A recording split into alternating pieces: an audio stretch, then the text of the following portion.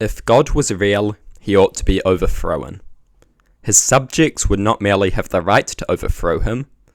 Overthrowing him and his tyrannical rule would be a moral imperative. Whether or not God is worthy of being overthrown will completely depend on your conception of God. Perhaps your God is quite moral compared to the idea of God that I am talking about. Some views of God are infinitely more morally defensible than others. Here, I will attack the conception many have of God as someone who can only be described as the ultimate bloodthirsty tyrant. Also, do note that I am very much an agnostic atheist. I don't see any convincing evidence for God being real. Here, I simply want to consider how evil one version of God would be if he actually existed. So let's get into things. What makes God evil? There are almost infinite things to attack. The problem of evil is a common one. How can a good, omnipotent God allow great evil to occur when he could so easily put an end to it? The main answers would be that either God is not good or not omnipotent, making him quite unworthy of worship. As Epicurus is thought to have said, quote, "Is God willing to prevent evil but not able? Then he is not omnipotent. Then whence cometh evil? Is he neither able nor willing? Then why call him God?" End quote. The main way God's defenders have historically gotten around this is by claiming that God gave people free will, which means they can commit evil acts. This only opens up more questions. Firstly, why did God give them the ability to do evil? So he could evaluate them?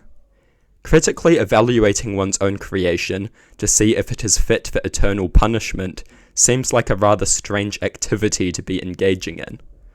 Secondly, how can free will exist if God is omniscient? An omniscient God knows everything, meaning he must know the future and people's future actions. If the future can be known, it is already set, and free will cannot exist. The existence of free will requires uncertainty about how people will behave and what decisions they will make, but uncertainty and omniscience are incompatible.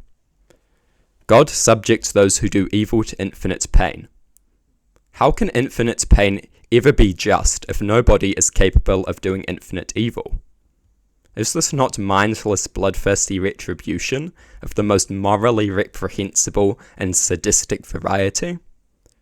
If God is all-powerful, he knows how people would behave, and did not stop their behavior simply so he could justify torturing them for eternity. Is this not the epitome of despicable and sadistic? The very concept of eternal pain and suffering is about as morally reprehensible as it gets. The only person who would take joy in such ideas is a sadist. God is a sadist.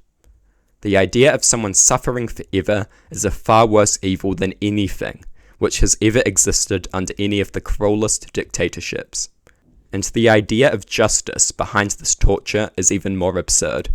An evil man who has caused great harm need only ask for forgiveness, and heaven awaits. A good, kind man who has given so much to the world need only not believe in God, and endless suffering and torment awaits.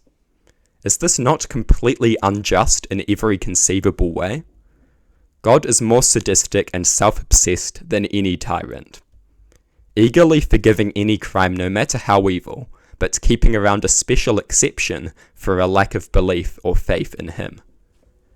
How can anyone worship such a tyrant? And many people do hold a belief in a God that is this evil, that is this morally reprehensible and sadistic. And they worship him anyway, because it is essentially the ultimate dictatorship, one which can never be escaped or deceived. A dictatorship headed by the ultimate bloodthirsty, sadistic, all-powerful, and self-obsessed tyrant. A lord so self-obsessed his moral compass is far more interested in preserving his pride and admiration than protecting the subjects he apparently loves so much, but will cast into the abyss the second they practice rational thought. The worship of such a god is not love, it is fear, and that is made very obvious by the disgusting threats which their dear god incentivizes his worship and the preservation of his apparently fragile ego with.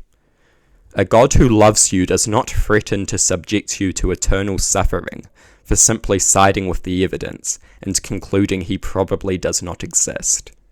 How can anyone think a God loves them if he would happily send them to eternal torment? How can anyone think a God loves them if he would happily just send them to be tormented and tortured for eternity? I don't really understand how that works. The Christian conservatives love to talk about 1984, but they worship a tyrant who puts Big Brother to shame. The world of 1984 is a libertarian paradise compared to what God has in store for you. Many conceptions of God exist, and he is not this tyrannical in all of them, but in some he is, and this understanding of him is beyond horrifying. The fact that no evidence supports the existence of such a God is a massive relief, to put it lightly. How can any person with a moral compass declare loyalty to such a tyrant? The answer is fear, not love. Such a tyrant does not deserve love. He deserves hatred. I don't think all religion is fear, but a very good portion of it is. There is no reason other than fear that someone would love such a blatantly malevolent entity. God is understood by many as a tyrant who puts all others to shame. He allows preventable evil to occur. He tortures people for eternity.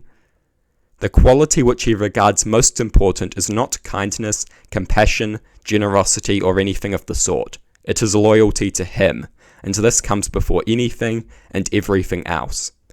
These things are morally reprehensible, and any decent person knows this. And this is just the tip of the iceberg as well. This conception of God is hideous and monstrous. As Hitchens once said, it represents the desire to be a slave. It is the ultimate form of totalitarianism, and it is disgusting.